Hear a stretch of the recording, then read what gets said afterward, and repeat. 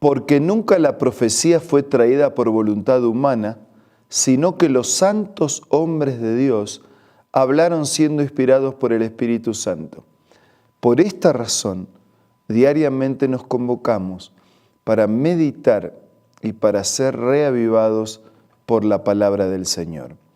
Hoy lo hacemos sobre el capítulo 8 del profeta Oseas. Antes pedimos la bendición de Dios. Padre nuestro que estás en los cielos, bendícenos al meditar en tu palabra. Te lo pedimos y agradecemos en el nombre de Jesús. Amén. En el capítulo 8 de Oseas hay una sentencia y un llamado. Da el toque de trompeta, un águila se cierne sobre la casa del Señor. ¿Por qué? Porque han quebrantado mi pacto y se han rebelado contra mi ley, y ahora vienen a suplicarme, Dios de Israel, te conocemos. Es interesante el argumento, ¿no? Quebrantan el pacto de conexión con Dios, quebrantan la ley de Dios, pero después de todas maneras buscan a Dios. Pero versículo 3, Israel ha rechazado el bien, así que un enemigo lo perseguirá. Establecen reyes que yo no apruebo, escogen autoridades que no conozco. Es un pueblo que quebranta la relación con Dios, desobedece la ley, es un pueblo que rechaza el bien, es un pueblo centrado en el humanismo.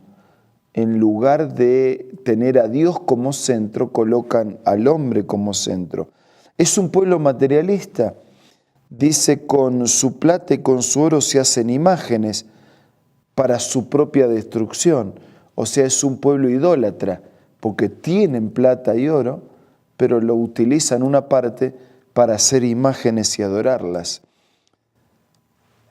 Versículo 5, Samaria arroja el becerro que tienes por ídolo. Contra ustedes se ha encendido mi ira. ¿Hasta cuándo estarán sin purificarse? Oye Israel, este becerro no es Dios, es obra de un escultor. Ese becerro de Samaria será hecho pedazos. ¿Cómo puede ser que cambien la obra del creador por la obra de un escultor? ¿Cómo pueden ser que cambien al creador por la imagen, el ídolo, el becerro de oro, de plata, creado por un escultor? El becerro va a ser hecho pedazos, mientras que Dios vive y permanece para siempre. Sembraron vientos y cosecharán tempestades. Clarito, ¿no? Quien siembra vientos cosecha tempestad. No hay cómo, ¿no? No hay cómo. Tarde o temprano Dios pone cada cosa en su lugar. Tal vez en este momento usted piensa en alguien que vive sembrando vientos y que sin embargo no enfrenta ninguna tempestad. Tarde o temprano cosechamos lo que sembramos. Sembraron vientos y cosecharán tempestades. El tallo no tiene espiga y no producirá harina. Si acaso llegara a producirla, si la tragarían los extranjeros, pues a Israel se lo han tragado y hoy es de poca estima entre las naciones. O sea, ya es de tan poco valor que quedó no solo mezclado, confundido, dependiente, sino que fue tragado por esos pueblos extranjeros, por su cultura, por sus vicios, por sus dioses, por su influencia. Versículo 9. Los israelitas subieron a Siria, se apartaron como terco asno salvaje, y Efraín se ha comprado amantes.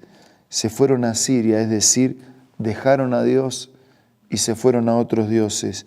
Versículo 10. Pero aunque se los compre entre las naciones, de allí volveré a reunirlos y comenzarán a retorcerse bajo la opresión de un rey poderoso. Empezaron a darle tributos a Siria. Versículo 11.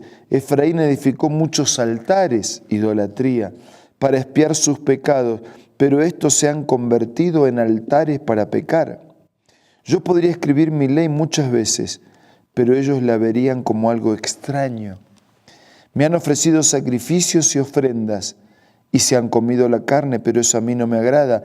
Voy ahora a tomar en cuenta sus perversidades, castigaré sus pecados, y tendrán que regresar a Egipto. Israel se olvidó de su hacedor, edificó palacios. Judá multiplicó las ciudades amuralladas, pero yo lanzaré sobre sus ciudades y fortalezas un fuego que los consuma. Hay en este capítulo un mensaje solemne y claro de advertencia, de juicio. Un Dios que dice, que toca trompeta, escuchen, es importante lo que voy a decir. Quebrantaron mi pacto, dejaron de hacer el bien. El hombre, la criatura es el centro. El enfoque y el estilo de vida es materialista. Dejaron a Dios, se fueron a otras naciones, pagan tributos a los dioses de otras naciones. Tienen otros dioses, desecharon la ley, adoraron de manera irreverente y desobediente a esos otros dioses. Construyeron sus palacios, sus murallas, pero se olvidaron de Dios. Y la seguridad no está en palacios ni en murallas, la seguridad está en Dios. La comodidad no está en palacios, está en Dios. La seguridad no está en las murallas, está en Dios. Por eso dice, lanzaré sobre sus ciudades y fortalezas un fuego que los consuma. Ahora, si nosotros buscamos el contraste de este mensaje de juicio que dice, ¿no? Quien vive en un mundo de pecado va a terminar destruido por el pecado. Si nosotros buscamos el contraste, quien vive en un mundo de unión a Dios va a terminar viviendo con Dios para siempre. Si en lugar de quebrantar el vínculo con Dios lo fortalecemos, si en lugar de rechazar el bien lo aceptamos, si en lugar de centrarnos en nosotros mismos nos centramos en Dios, si en lugar de una prioridad materialista para la vida tenemos una prioridad espiritual para la vida, si en lugar de dejar a Dios e ir a ídolos, dejamos a los ídolos y vamos a Dios, si en lugar de tener otros dioses tenemos un solo Dios, si en lugar de ofrecer una adoración irreverente a esos dioses inexistentes, obedecemos una adoración respetuosa y reverente al verdadero Dios, entonces el camino no es descendente, el camino no es hacia la destrucción, el camino es ascendente. Y a veces ascender cuesta, es más difícil, pero es un camino que nos conduce hacia el cielo y hacia la eternidad. ¿Y usted para dónde quiere caminar? ¿Para abajo, hacia la destrucción, o para arriba, hacia la eternidad? Este es momento de pensar, es también momento de elegir, es momento de decidir. Yo lo invito a que usted pueda elegir lo mejor, lo único que trae seguridad presente y eterna. Elija a Dios, elija su camino, su voluntad, su ley, su palabra. Vamos a decirle a Dios nuestra decisión a través de la oración.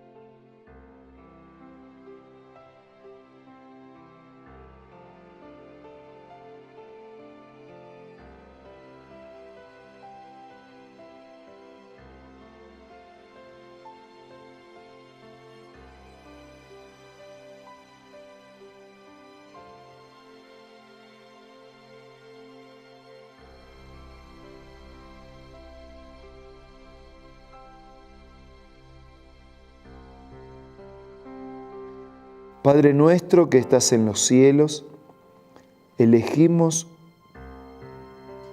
tu nombre, tu carácter, tu camino, tu ley, tu voluntad.